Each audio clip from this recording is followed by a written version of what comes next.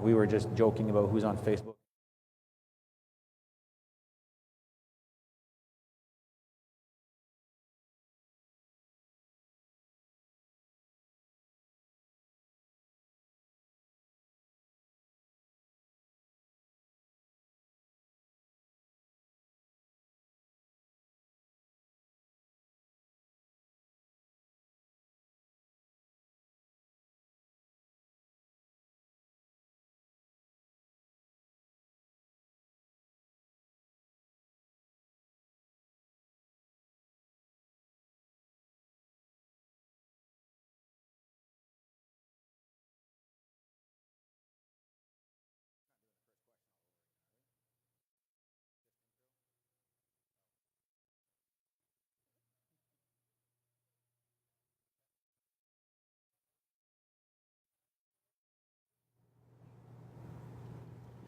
Good evening, everyone. Thank you very much for joining us at the Leaders GC chat with Alex Benet. We are here at the Canadian Aviation and Space Museum, and it's a unique opportunity for some of our participants who are able to come in today and join us. We have the stream actually being shown on Facebook and Twitter, and I'll let Melissa actually catch up on that. Alors bonsoir, bienvenue à tous. Nous sommes ravis d'être ici ce soir au musée de l'aviation. C'est un format nouveau pour un chat de Leaders GC. Alors on est ravis d'être ici avec vous. La salle est pleine, il y a une belle énergie. Mon nom est Mélissa Marie Cormier, je suis une des collaboratrices et je suis ravie d'être ici avec Alex Benet, mon collègue Walid et le reste de nos collègues Leaders GC dans la salle. On vous invite à suivre la discussion sur Twitter comme d'habitude en utilisant le mot-clic Leaders GC et ainsi que pour les gens dans la salle de venir nous poser des questions au microphone pour qu'on puisse avoir un dialogue tant sur les réseaux sociaux que dans la salle. Just to mention that we have asked a question actually on Twitter from LeaderGC collaborators. We're asking where you're joining us from today. We want to know what part of the country you're able to join us today. That would be great to be able to tweet that back and we can share that information. If you have any questions that are related to the scheduled questions that are coming up, please let us know as well and we will share that with Alex. Alors, dites-nous où vous êtes ce soir, de quel ministère vous êtes, et dites-nous sur Twitter, dites-nous dans la salle, et aussi affichez des photos, des vidéos, tout ce que vous voulez. On a hâte d'entendre ce que vous pensez de la soirée. Excellent. So we're just going to jump to question number 2 at this point. The question number 2 was how have we engaged youth and new professionals in modernizing and enhancing the public service? Alex? Oh, that's mine. Listen, I mean, I'll speak from my own experience, I guess, and I'll make it personal. I'm currently 36, and I'll tell you that I'm always the youngest at the table.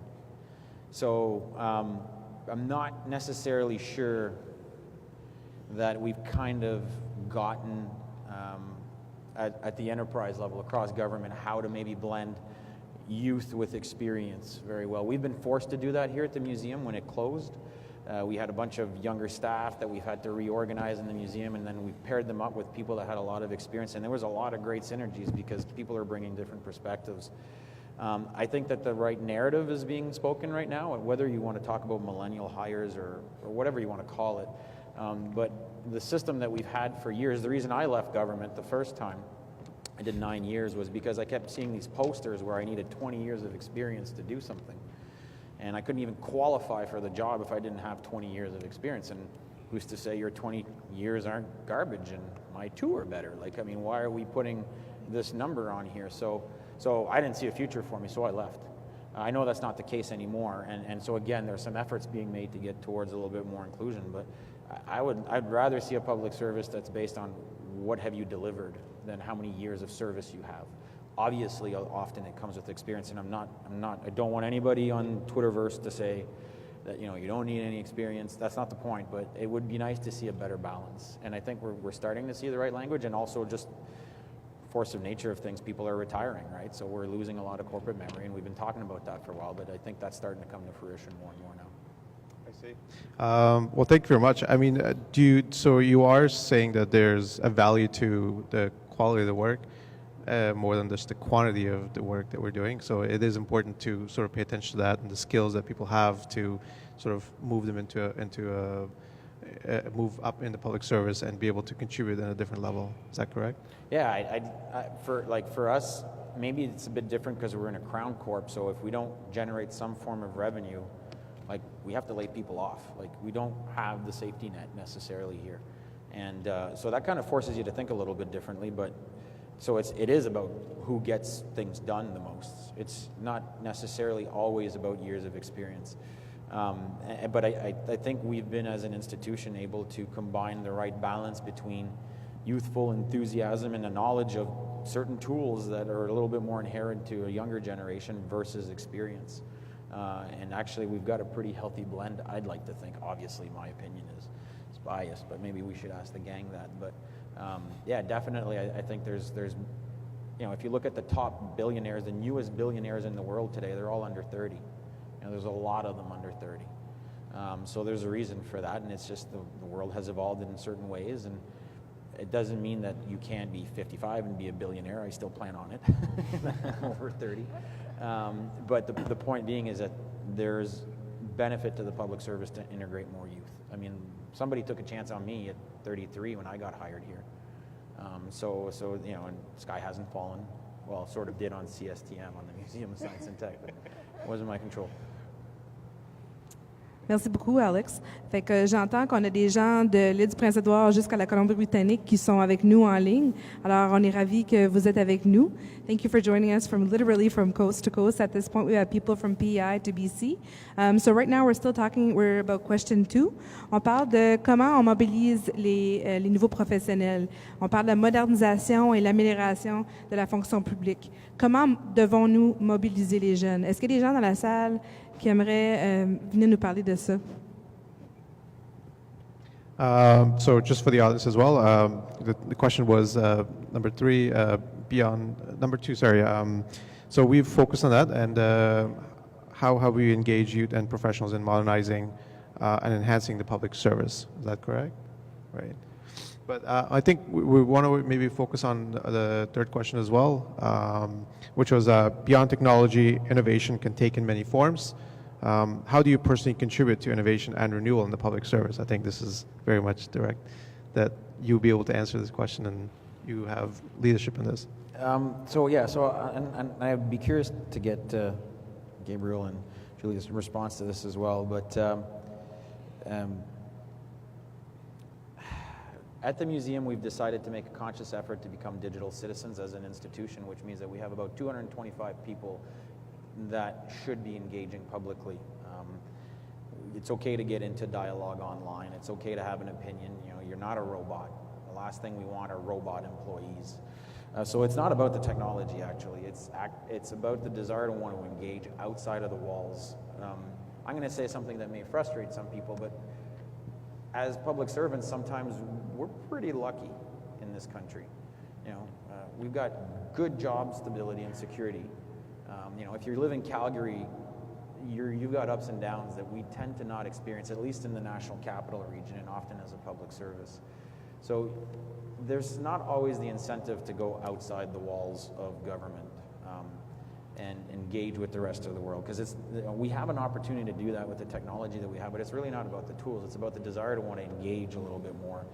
And so we kind of have to get out of our own little ivory tower once in a while, and then when you do that, you start interacting with other Canadians, public, private, academic, and good things happen.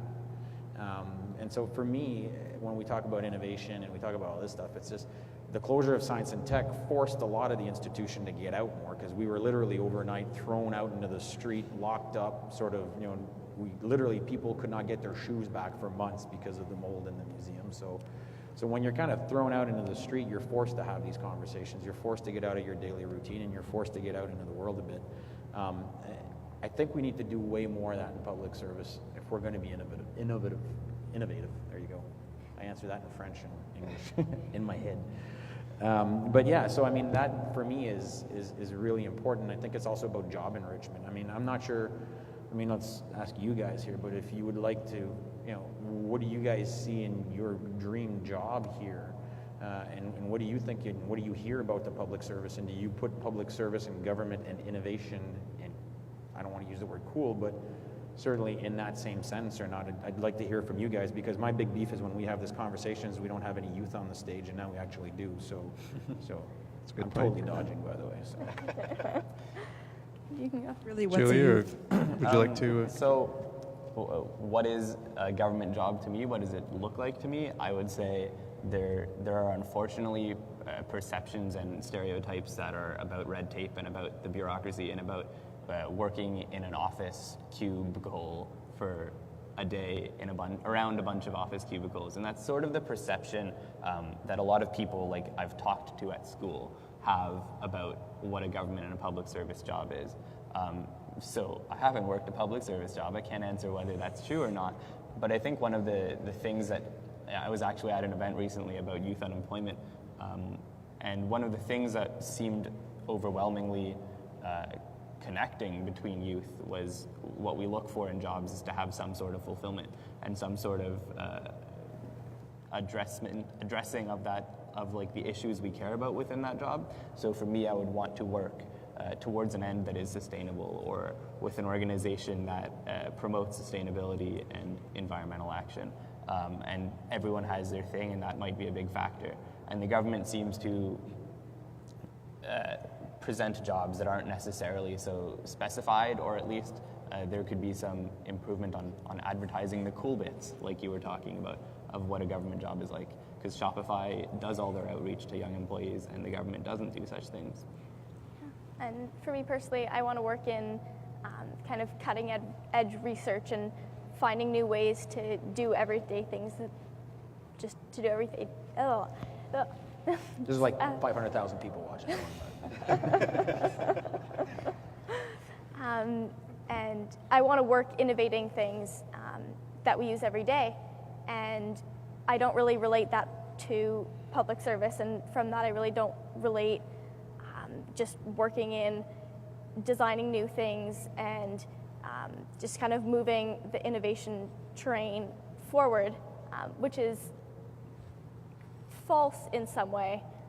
I think that a big thing is really trying to make that public service more appealing and new, and make it cool to the youth of today. I'll jump back on that one quickly. I think that's back on the perception point of people see a public service job as supporting the system as it exists, as opposed to creating a system that would support the country and would be the basis on which the country works. That's a great point. I think one thing we have to also consider that there's this serving the Canadians, and innovation takes many different forms, and how we serve Canadians, and in the forms that we produce, the business lines that we have. So not every job may be as sexy as Spotify, not Spotify, that's a music service. Shopify. But at the same time, I think there's a lot of areas that we do have that, and that we should promote that and sort of engage the youth to bring them on board and bring new perspective into the system. I definitely do think that there is that innovation and that factor in the public service, and I think that we really need to work on communicating that and letting people know that there is that factor and that side that a lot of people tend to ignore and just think of the stereotypical public servant job. Right. Donc, That's great. personnellement, je suis très encouragée par la relève, n'est-ce pas? Vraiment, je mets l'applaudissement pour nos étudiants qui donnent beaucoup d'informations très, très valorisantes. J'aimerais vous mentionner aussi que nous sommes, pardonnez mon anglicisme, trending, quatrième au Canada et premier à Ottawa. Donc, déjà. Fait que, c'est grâce à vous et grâce à toutes vos interactions. Alors, merci d'être des nôtres dans la salle et en ligne aussi. Fait qu'en ligne, on est encore à la question 2-3. Est-ce que dans la salle, est-ce qu'il y a des questions sur les sujets qu'on a abordés jusqu'à maintenant? J'aimerais vous entendre aussi au micro. Gênez-vous pas, levez-vous, faites partie de la discussion, posez-nous des questions, posez des questions aux collaborateurs ainsi qu'à nos invités. Yeah, and so we are ahead a bit of the schedule, and so we wanted to see if there are any questions actually on the floor. If you do have a question, please just come up to the mic. Yeah, just come on up to the mic, please.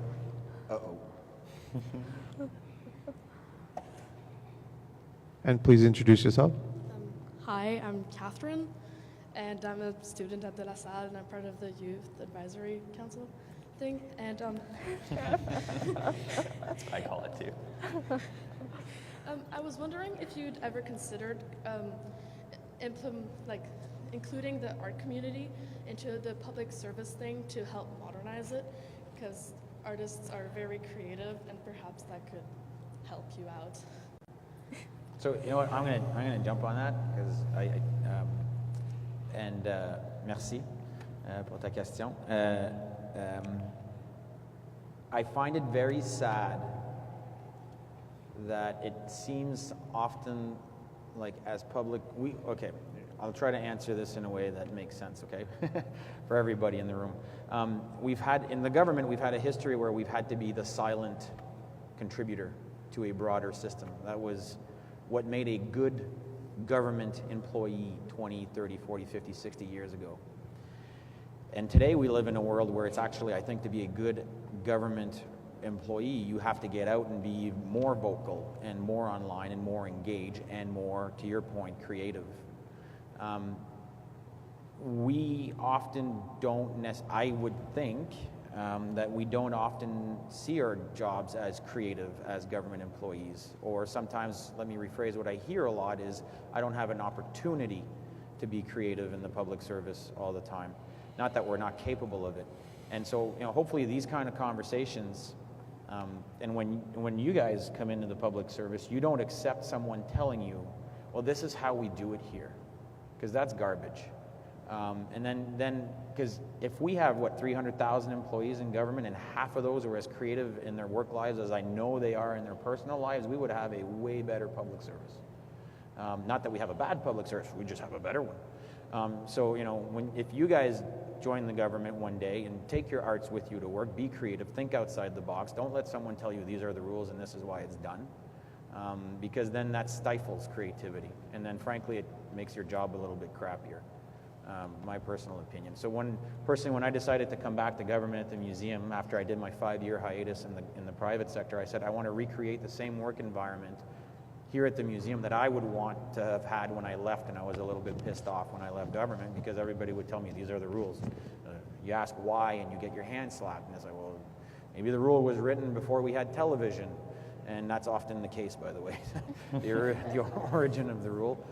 So yeah, I definitely think there needs to be more of that, right? So, on that as well, even to build on sort of the same idea, I think one of the largest trends of the last 17 years, I haven't been cognizant for that many years, but one of the things I've noticed in society, and I think other people have talked about often, is how prevalent design is in our everyday interactions, whether we recognize it or not. Even individuals like Steve Jobs were so important to making that happen, but we interact with a website differently, whether it's a big wall of text or whether it's images and really neat, simple presentation of ideas. And the government website, we were actually talking about this on the way here, researching certain programs to do with student employment, like FSWEP. We had difficulty finding information on that because difficulty it's just, would be the understatement, honestly. Yeah. It took me a long time, and I didn't get much else than the apply button. Yeah. It's paragraphs with hyperlinks to other paragraphs, and there's no way to really see it presented as neatly as other ways. So I think design is something that we take for granted every single day, and I think it affects the way we subconsciously think about institutions, whether it be the private sector, whether it be the government. And I think that's one of the things that the government has to start addressing. And to answer your question, I think that the importance of the way artists think is one of the most important skills in the coming generation. Merci beaucoup. Donc, on parle de l'art, de la technologie, de l'innovation, puis tout comment ces choses-là fonctionnent ensemble pour faire un tout. Encore une fois, des opinions vraiment extraordinaires de nos étudiants. Fait que je pense qu'on passe bientôt à la question 4. En français, que faudrait-il pour que la fonction publique favorise une culture qui valorise, supporte et récompense les solutions créatives?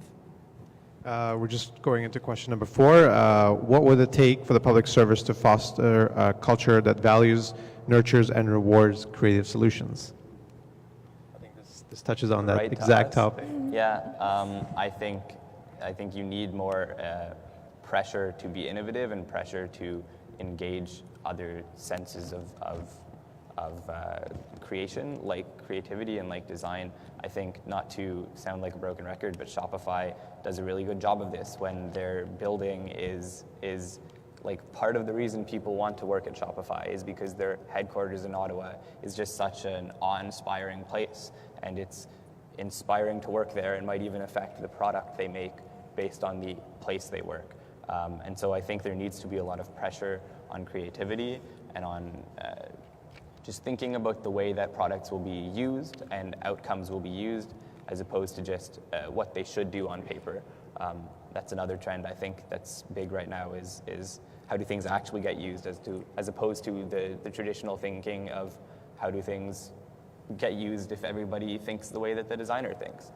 So you need to have more intersectional teams working with people with a lot of different backgrounds on creating what used to be just everyone from the same university major making this one product that they were supposed to make for their entire career. Yeah, just briefly touching on the user interface that I was talking about before. To be slightly critical, if you go onto Slightly. You can be as critical. questions, that's okay. if you go onto the government website, it is very difficult to navigate for me, and I consider myself moderately adept at navigating the internet, being born, I guess, kind of being a millennial. You're a millennial. And so just seeing that, and we were talking about design before, and how if you had that and you had, say, another website and you were looking to apply for a job, and you would go on Google as you'd use the internet, and these two websites pop up. In the world we live in, where it's so, everything is just on and off, and you really judge things straight by looking at it, you would be way more attracted to looking at something that's easily absorbed and doesn't take as much effort to really get that information out of. And navigating through the government websites as it is today takes a lot of time and a lot of commitment to get through one to another. And I really just think that working on that and getting it a lot more user-friendly and making it easier to find what we want to find would really help youth become more involved. Our comms people are going to have a lot of work to do this week after this chat. Alex, I want to just ask you based on that question. I mean, we talk a lot about being client-centric and focus on the client and moving out from the client. Do you think that we are actually following up on these? Are we just sort of writing a lot of briefing notes over briefing notes? Or are we actually following up on really making a genuine effort to actually serve the Canadian and then build around them instead of building for them? Well, I guess the answer would be based on what you're hearing. Right. Not so good. I think if we wanted to be very serious about citizen-centric design, we would stop doing most of what we're doing, and we would start collaborating on co-developing these services with citizens. We have a need in the public service sometimes. We need things to be finite. We need things to be defined. We need to take 5 years to define requirements, and then we need 2 years, 3 years if you're lucky, sometimes 4 to buy something, and then we have to boil the ocean, and then we got to try to do it from the top down, and well, that's like 8 years of not talking to people, like real people. Not that we're not real people before I get in trouble, but you know what I mean. People that depend on the government.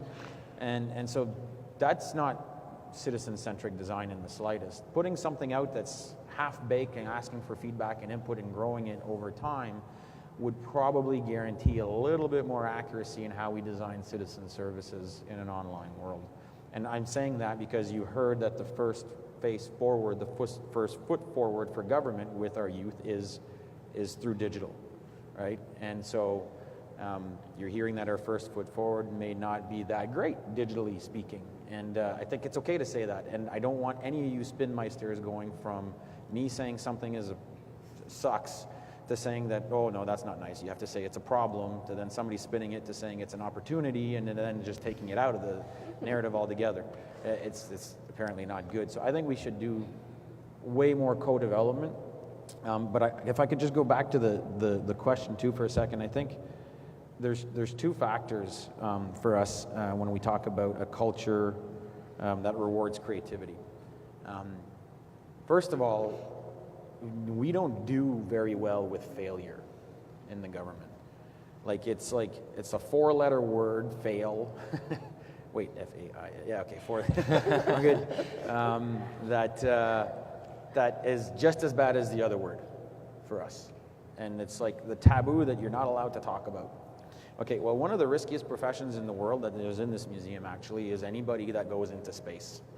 And I'm blessed to be able to be around astronauts a lot, and they test and do simulations. And then when they get out of the simulations, they go over, well, this is what you did wrong, this is what you did wrong, this is what I did wrong, this is what could have done, because their lives depend on it when they go out there. And they talk about failure all the time as a tool to get better.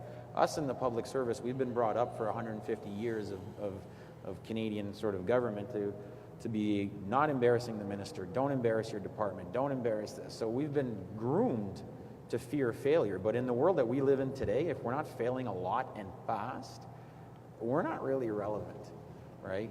So that's the first piece. And then the second piece to that is I don't remember which one of you two said it, but competition. Maybe the fact that we have such stability in the public service, and I'm not suggesting anything otherwise before anybody says anything, but maybe the fact that we have so much stability in the public service is actually hindering our desire and need to innovate. If you're in the private sector and you don't innovate, you don't make money, you don't have a company, you don't have a job. It's quite simple. We need to somehow find a way to create that similar yet different, because they cannot be the same, that similar hunger from our public service. And I think the more we lower the walls, the more we engage with people on the outside, the more we can start maybe having this back and forth with other sectors when we co-design things together, the more that kind of thinking can infuse itself into the public service. But we have to want to fail and accept it and talk about it, because that is a problem, and we have to be able to learn from those failures, and we have to want to be able to engage outside of what we normally engage with. So I mean, once we get to, and these are all things that are not rocket science, like we should be able to do this. We're sending humans to Mars in like 28 years. Like, there's no way the government of Canada cannot try to figure out some of this stuff. Merci, Alex. Maintenant, on parle beaucoup de l'importance de l'échec dans l'innovation. Et effectivement, c'est quelque chose qui est super important. Et c'est quelque chose de on a peur. I'd like to say that we're now trending 3 in Canada, so keep tweeting. Now I'd like to encourage another question from the floor. Une autre question de la salle, s'il vous plaît.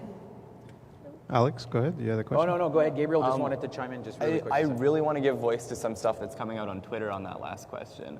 And there was a lot of references to structure and a lot of references to the way a couple of the private sector organizations actually allow their employees to be free. So structure throws back to what Alex was saying earlier about how he saw a job that requires 20 years of experience to get, and it's just this mountain that you look at as a new employee on the job force or in the job market that is a turnoff from the public service, because it's so discouraging that you have to think almost double your whole lifespan into the future in order to get a public service job. And the other one is, there was a reference specifically to the fact that Google allows you to take, I think, 5 to 20% of your time that's on company dollar to work on a personal project. And that sort of freedom they've found makes their employees more productive. And I think that concepts like that are seen as private sector only concepts can be co-opted by the public sector to make it a lot more productive and a lot more successful and a lot more attractive as a place to work. Sorry, we had the question. Yes, we had a question on the floor. Yes, really speaking to a lot of what we've been talking about here. It's an invitation and a question at the same time. So I'm working on a platform to help citizens and government connect more actively together. So my question is for you. If you guys, youth, all of you, had a platform where you could access directly public servants, politicians, to engage with them and co-create with them, what would you want that platform to be, and what would you do with it? He works for the website stuff, by the way. Yes, it's my day job. So come talk to me afterwards if you're interested in this. Do you want to take it? I can't. Yeah, can you start? Sure. Wow, that would be awesome is my first reaction. That might be because I'm a bit of a nerd about this sort of stuff, but that's part and parcel with why I'm here. I think the ability to engage on just making our priorities clear is something that a lot of people of my age care about. Making it clear that unilaterally there are certain issues that we believe should be addressed and that we would like to have our voices talked about. Because even this screen, people are sharing awesome points and we're not able to get to them because of a limited amount of time. And Twitter is such a sea of so many people talking that it's hard to actually parse through that. So if those individuals and people of our age who engage in those sort of ways were able to engage directly with politicians or public servants like you were saying, I think the first thing out of our mouths would be, here's what I want you guys to even think about. I don't think that we should necessarily be addressing, like the government tries sometimes to address the public on policy, like that mydemocracy.ca quiz was, what sort of system do you specifically want? And it's asking the public this question that the public doesn't really necessarily have the ability to answer. And there are just questions that are on like the next level deeper, that, or actually the next level above, that need to be asked before that, and that would create so much better engagement with the government, because you're able to, My Democracy almost created disillusionment because you think, wow, this government is putting so much money into connecting with youth and with people on the internet, but they're doing it all wrong and they're addressing only one particular issue. There's no way they're going to put in all of this effort to address the issue I care about. So I think just engaging people on what they care about in the first place and having them have the ability to speak would create a lot more engagement and enfranchisement with public service and with politics in general. And that's an awesome idea. I love that. The only thing I have to add to that is kind of what Alex was saying before, on how if you wanted to say something, it would need to get approved by one level, then changed by the next level, and changed by the next level, and by the time it reached the public, the original, what you were trying to say at the beginning, it has been completely lost through translation and through different meanings of words. And if we could really just get the honest opinion of what's happening and what's going on to give to the public, then the public could give feedback that's actually relevant. Because if they're not properly informed and don't actually know what's going on, then whatever they're saying isn't going to be relevant into what's happening, and then all that effort will just be lost. Thank you, Gabriel and Julia. That's great insight, actually. That's perfect. Thank you very much. We're just going to go up to question number 5. Just we want to keep and sort of closely aligned to the questions that are going on the Twitter. Question number 5 was, given your experience in the private sector, what does the public sector need to be more competitive? Okay. I'm actually reading some of the answers online there for question 5, so I cheated. So, but some of the things that are being discussed there is we definitely need a different approach to human resources management. I was in the private sector in an 8,000-person company, and I had access to the CEO if I had a good idea, because again, it's bottom line driven, and I understand the difference.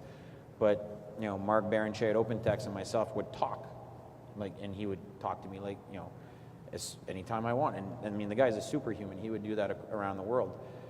And here in the government, we have these hierarchies and these structures, and they're there for a reason. But it's also designed. These things were designed in the Victorian age, and I'm not even exaggerating when I say that. It's legit truth. Check it out. And then you look at the private sector, things are a lot flatter, a lot nimbler.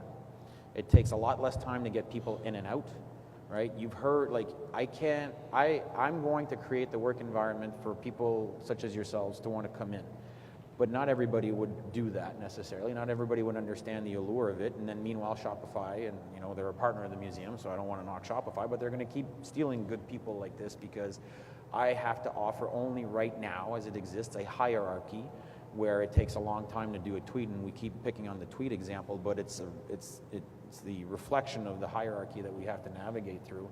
And I give you very little room compared to these other companies to do personal development on taxpayer time, which is the difference with the private sector and the public. So I get that. But when you start combining a flatter organization, what would our, in all of these different private sector concepts, if we were able to have a more porous public service, I think this concept of 35 years of career in the same sector in today's world is outdated, right? Like, why would you want to do that when the world's your oyster, and maybe you do want to do that, and I'm not knocking that, by the way, but you're hearing two people on stage today, and I would like to think that you're normal, two kids like all of your friends, and that you're in the same category. But we have to be way better and way more agile in how we manage human resources, how we get people in, how we let people get out and that want to come back in, but that want to get out for 2 to 3 or 4 or 5 years.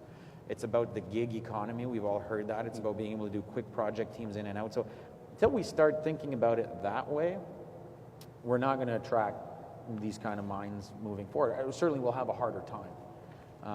And you have to give them an environment where people are empowered, which is another thing. Like, to say that we trust our employees in a department, but to not let them communicate and engage with the public means you don't trust them. So at some point there has to be trust in the public service for people to engage, like real trust. Anyways, I've rambled. Let's move on. Donc, on parle de l'importance de la confiance entre les individus ayant une importance énorme dans l'innovation, la créativité. Donc, la prochaine question, qui est une de mes questions préférées, quel élément du renouvellement de la fonction publique vous inspire? I just want to repeat that just for the audience as well. We're into question number 6. Which element of public service renewal inspires you? So we're kind of have some criticism as well, and we want to know what are the positive sides of it as well, and what that you do see that are the elements that we can keep if we to go forward. Yeah, and just before I actually jump into that answer, like, I know maybe a lot of the things you're hearing on stage today sound negative, and I think we're here because we care about the public service, not the other way around. So to be able to actually say things that you genuinely feel and mean without having someone edit you doesn't make me less of a dedicated public servant. I'd like to think it actually makes me more of a dedicated public servant, because we're here talking about things that we would like to improve in our work environment. And if the work environment doesn't want to listen, then that's not a place I would want to work. So anyways, I just wanted to make that sort of comment, and I forgot your question. So what inspires me in public service renewal? Right. I'm going to say 1 or 2 things, and then I'll turn it over to these guys, because I know they had a comment about it, without spending too much time on design again, probably, but not much. And I don't mean that in a bad way.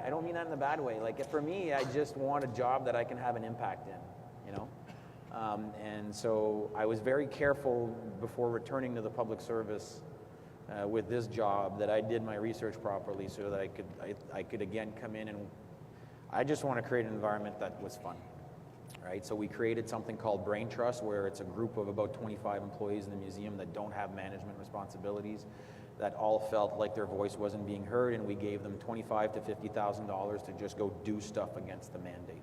And that went from Christmas floats into parades, to crowdsourcing, to securing new technologies through crowdsourcing websites, which is not a way that we acquire artifacts normally. Just do stuff that you feel like the organization hasn't been listening to for a long time. We have Oktoberfest parties. Our Christmas and Halloween parties are really awesome. And it's okay to have fun at work. And until we bring fun back to work, again, I don't think we're getting the best out of our public service.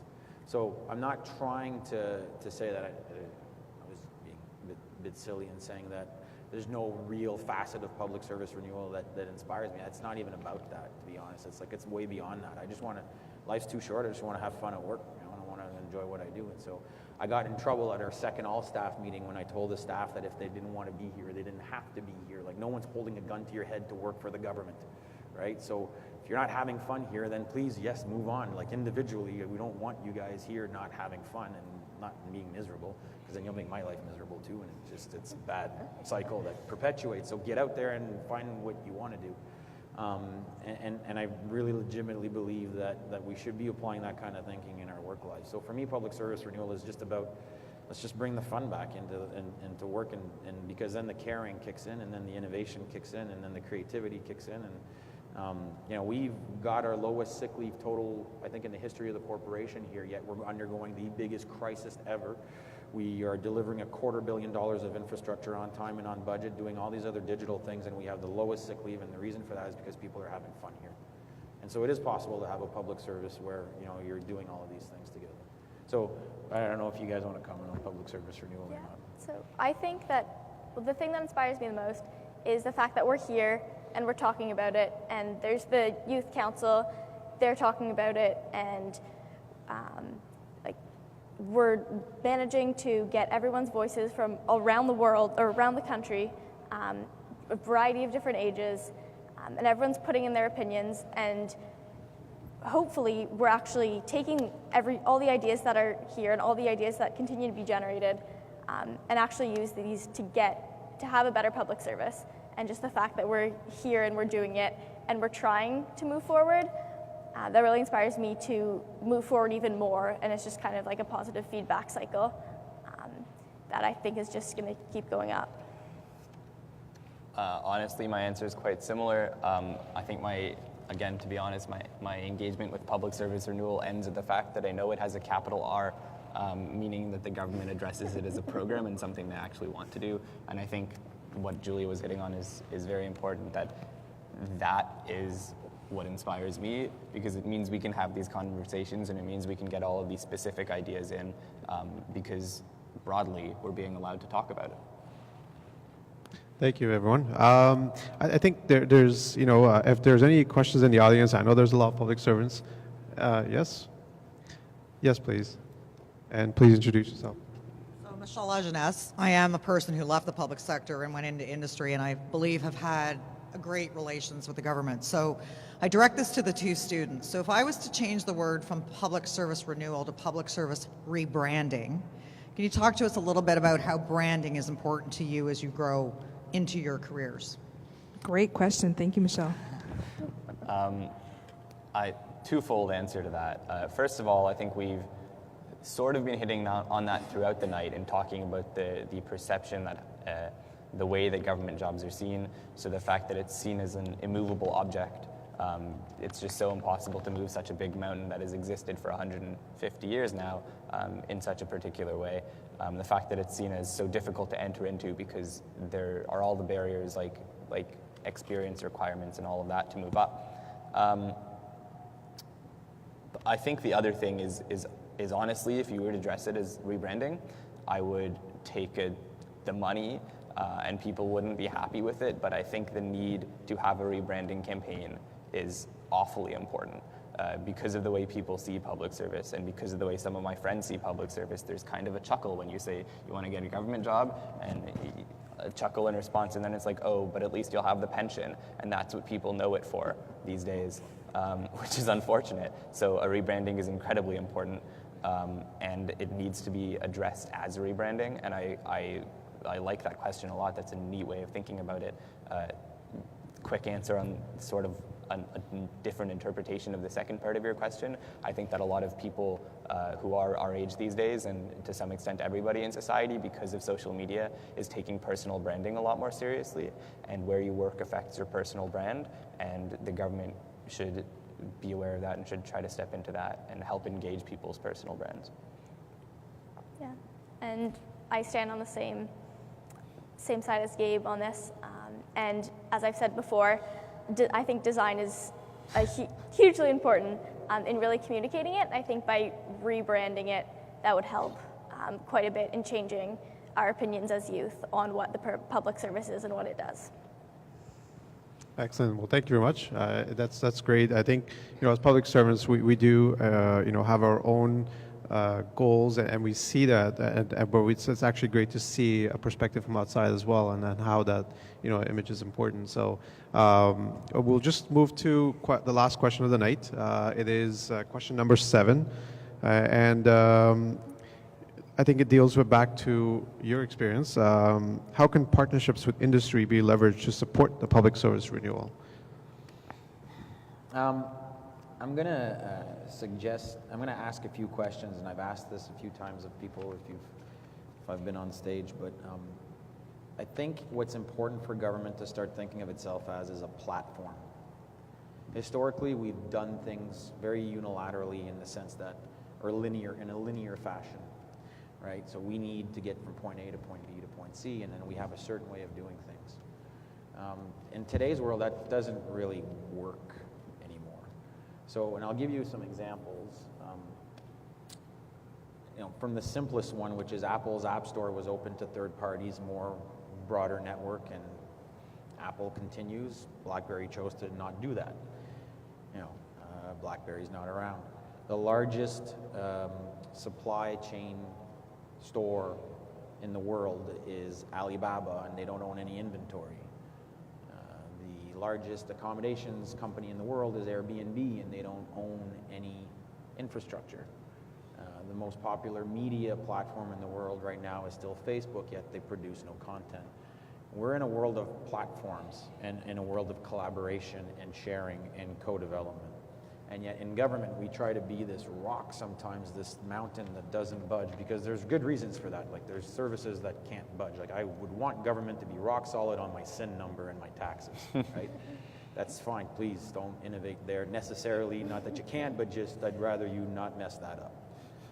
But there's a whole whack of other areas, how we give grants, how we interact with citizens, how we do all of these things, that if we started seeing ourselves as a platform where it's okay for private companies to make money off of the back of government information, for example, because that fosters our economy. Maybe they can deliver a digital service better than we can, right? And maybe it's okay to have most of our content available on the internet, right, and on the web, because that fosters creativity. Flight Tracker, Ancestry.com, are like billion-dollar companies, and Canada doesn't have one, yet the data is there for everybody to take advantage of.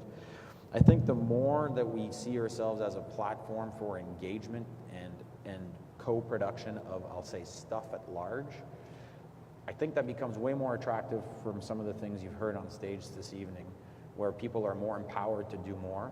People are often like, oh, how did you guys do all this digital stuff in the museum? We're the world's first open by default public institution. We do video games that generate monthly revenue. We have a spin-off with a partner in Toronto from a Crown Court museum called Illumination Games. And we don't have, so everybody, the answer is, you guys are a Crown Court. It's easier. Well, the answer to that is, if we don't make money, I have to fire people, and that's not fun. So there's a dual, there's two sides to every story here. Sure, we're a Crown Corp. We have no money. Okay, like we have none. So we've been able to do all of these things.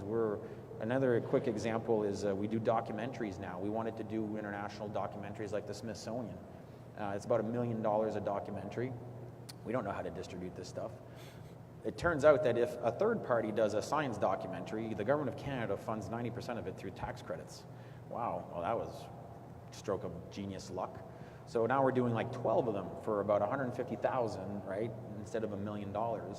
And oh, lo and behold, there's a bunch of companies in Ottawa that do science documentaries. We didn't know that because we didn't get out and talk to anybody about this stuff. Oh, and look at that, there's companies that get paid to distribute this documentary now. So again, we just go out, we engage, people come and use our content, our experts are going to be on TV. It's all done through this concept of using government as a platform. And I would tell you that I think it is the only way government will keep up with the world around us, because private sector is doing way more open innovation. They're doing their R&D in collaboration, right? Everything is going mass collaboration, and government stays there as the rock. And again, certain areas, that's fine. But if we get to a point where we see ourselves as a platform that is open for engagement and collaboration, I would even say maybe we don't even think of RFPs in the same way anymore, right? Because the big negative thing that we heard is if we do more collaboration, well, then people will say, well, that's not fair, you're not collaborating with me. And then our answer has always been up until now over the last 3 years, fine, we'll do something with you too. Why would I not do something with you? And then people go, well, I'm supposed to be complaining? You're supposed to be saying, here's why you didn't win the RFP. You're supposed to issue an RFP. And the answer is, we just do a whole bunch of partnerships with a bunch of people, whoever wants to work with us. And I don't buy that you couldn't scale that at a macro level into government, right? And then you're changing how you buy things. You're changing public expenditures into an opportunity for collaboration. You're making your job more meaningful. You're not reducing the impact of your job. It's like a quantum leap in the impact that you do with your work if you see your work that way. And then we'll get to a point where we could bring these guys in, or that they'll want to come in once they get past our website. And so I think that's, when we start thinking about government potentially in that light, it makes it really fun. And if it's fun and people feel like their jobs that they're contributing, I don't think we're even having a conversation about public service renewal at that point. So we're still trending number 1 in Ottawa, ahead from National Puppy Day, Crosby, and Grey's Anatomy. So keep the tweets coming. I'd like to have, before we head out, because we're almost done, this seemed to go by even faster than chats usually do. I didn't know that was possible. I'd love to hear one more question from one of our youth. Careful.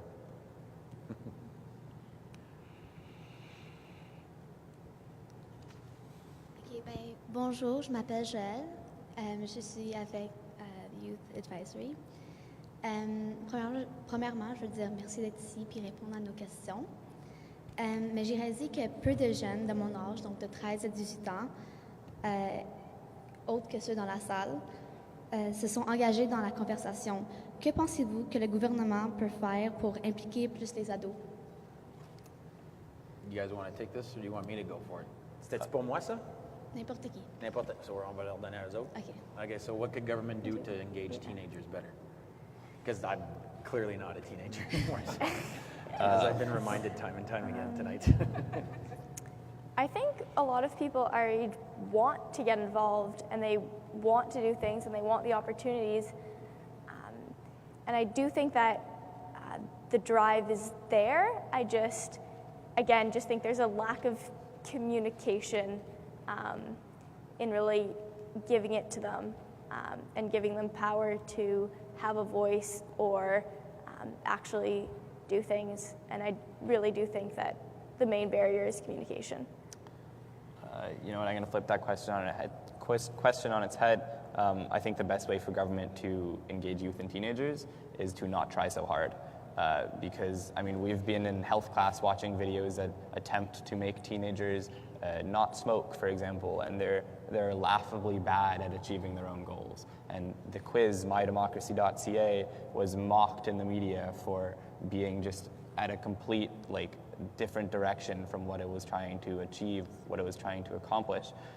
So the ways that the people who make up the public service, who are generally over the age of 25, I think that's a pretty safe barrier where I'm not offending anyone if I say 25. The ways that group, public service, believes that they should communicate with people who are 15 to 18 or 13 to 19 isn't actually how we will take it seriously.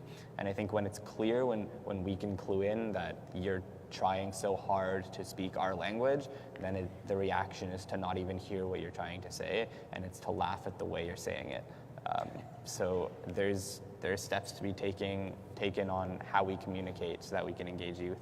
Otherwise, give youth opportunities, because these days especially, when job markets are so competitive right after high school or right after university, people want opportunities to even just put on their resume for completely selfish reasons. But giving opportunities means people will be exposed to what actually goes on in the government as opposed to their preconceptions of it, and that's a good first step. Je suis pas un ado, là, fait que je vais essayer de répondre à ta question quand même, mais il y a des mots qui ont été dits sur l'estrade qui sont importants, puis c'est de donner plus de pouvoir aux jeunes. Nous, on vous a fait confiance avec notre compte de Twitter. J'étais pas mal nerveux pendant que vous avez passé la journée, mais le ciel n'a pas tombé sur la tête à personne. We talk about inclusivity in government, and we talk about gender, about race, and we never talk about age in that category, and very rarely. And for me, that sucks. And it's not an opportunity. It genuinely is not fun. So pour moi, la question d'être capable d'avoir un meilleur engagement avec vous autres, les adolescents, c'est que de vous donner plus de pouvoir, d'essayer de pas de vous parler comme nous autres on parlait à des adultes, mais de vous parler à votre manière, dans votre langage, d'une manière que vous pouvez comprendre. Mais ultimement, c'est de vous faire plus confiance. Je pense pas que nous, on vous fait assez confiance comme jeunesse. Moi, je l'ai vécu souvent. Every job I've had, I've been told, oh, we'll give you a coach because, you're kind of young for this job. And so it's like, thanks for the trust, So je pense qu'on a beaucoup de chemin à faire pour être capable d'avoir une bonne conversation avec notre jeunesse à travers le pays. You brought up, some of the examples of things that didn't work, but ultimately this is a question of trust and empowerment. And so I certainly would encourage all of us that are online today to do more of that. Donc, on va devoir malheureusement dire au revoir à nos collègues qui nous rejoignent en ligne. Nous allons éteindre le fil live, comme en français. Alors, merci d'avoir été avec nous ce soir. Et vous pouvez continuer la discussion sur Twitter et on va rester dans la salle un petit moment pour continuer la conversation avec vous. Alors, merci beaucoup à tous. Et comme que je vois sur l'écran, nos collègues, tant ici dans la salle que dans les régions, nous disent qu'ils ont bien hâte de travailler pour la relève avec toutes leurs choses importantes qu'ils ont dites ce soir. And thank you very much. We will be signing off Facebook Live. So we just want to mention that thank you very much for joining us. For those who have been able to join us virtually, we can keep the conversation going for a little bit longer here on the stage. But I just wanted to mention that the conversation continues on Twitter, and we will definitely follow up. I'm pretty sure Alex is actually very active on Twitter, and he will answer some of the questions when he gets to his phone.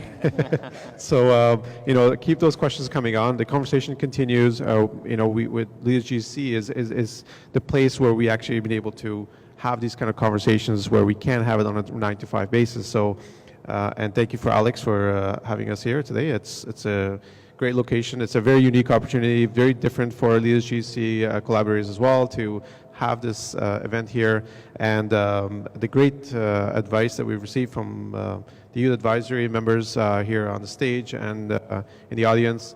That's great. Thank you very much for joining us, and we really look forward to having you on the public service in the future. So, and don't be discouraged. There's a lot of benefits. There's a lot of, and bring that enthusiasm, bring that passion as you join the public service. We're not all as jaded as Alex. Merci beaucoup. Thank you.